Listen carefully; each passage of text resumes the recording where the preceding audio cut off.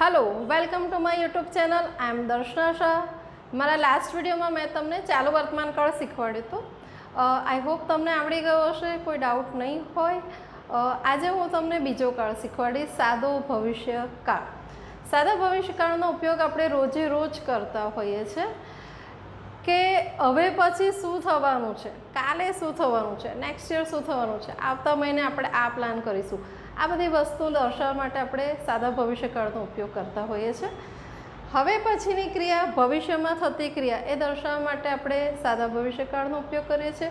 भविष्यकाळ दर्शाववा माटे ચોક્કસ શબ્દો છે જેનો આપણે ઉપયોગ કરતા હોઈએ છીએ, લાઈક ટુમોરો આવતીકાલે, next week, next year, next month, next day, the day after tomorrow, આ બધા શબ્દો છે જે ભવિષ્યકાળનો સમય બતાવે છે।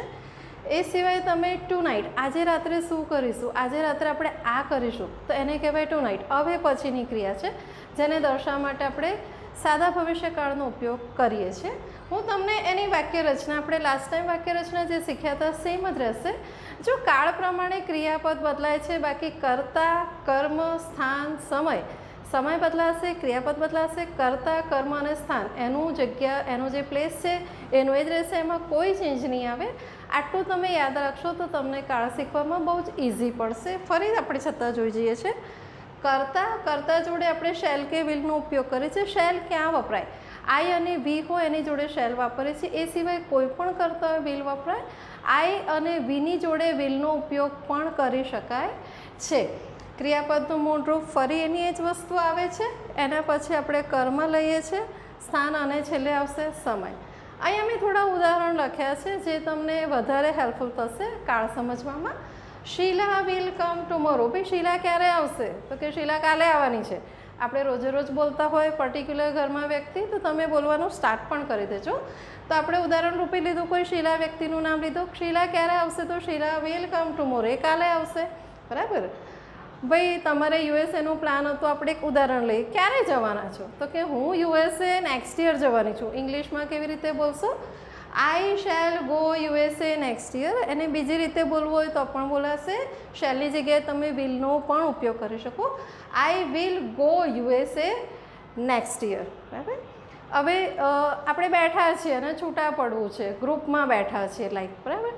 તો હું જાઉં, અમે જઈએ, તો શું કહેશો? Shall I go? એકથી વધારે પીપલ છે ગ્રુપમાં, કે શેલ વી ગો? એ પણ ભવિષ્યકાળમાં તમે બોલી શકો, ક્વેશ્ચન થઈ ગયો એનો। બીજું એક ઉદાહરણ આપણે લે છે, will you give me your car for day? તમે મને થોડા દિવસો માટે તમારી ગાડી, તમારી કાર મને આપશો? તો એ પણ ભવિષ્યકાળની વાત થઈ તો ક્વેશ્ચન ફોર્મમાં આપણે શેલ અને વિલ આગળ મૂકીને પ્રશ્ન બનાવીએ છીએ। We will have party tonight, party ક્યારે છે? વાતો કરતા તો કે આજે રાત્રે પાર્ટી કરીએ, તો we will have party tonight. હવે એક બીજું છે વેર અને વોટથી પણ આપણે એક બે ક્વેશ્ચન્સ જોઈ લઈએ છીએ। તો વેર વિલ ધે ગો? એ લોકો ક્યારે જવાના છે? આપણા ઘરે કોઈ આવ્યું હોય, ક્યાંક બેઠા હોય, કોઈને જવું હોય, તો આપણે વાત કરતા હોય ક્યારે જશે? તો એ રોજે રોજ બોલાતું વાક્ય મેં લીધું છે, વેર વિલ ધે ગો? તે લોકો ક્યારે જશે? What will you Cook for dinner? આપણે ઘરે કહેતા હોય ને, આપણા ઘરમાં જે પણ લેડીઝ છે, મમ્મી છે, બેન છે, પત્ની છે, ભાભી છે, તો આપણે કહેતા આજે શું બનાવશે, ક્યારે બનાવીશ તું? તો ભવિષ્યકાળનો ઉપયોગ થાય ડિનર માટે, લંચ માટે। તો કહીએ છીએ કે what will you Cook for dinner? આ પણ રોજે રોજ વપરાતું વાક્ય છે। બહુ જ ઇઝી ટિપ્સથી મેં તમને સાદો ભવિષ્યકાળ શીખવાડ્યો છે।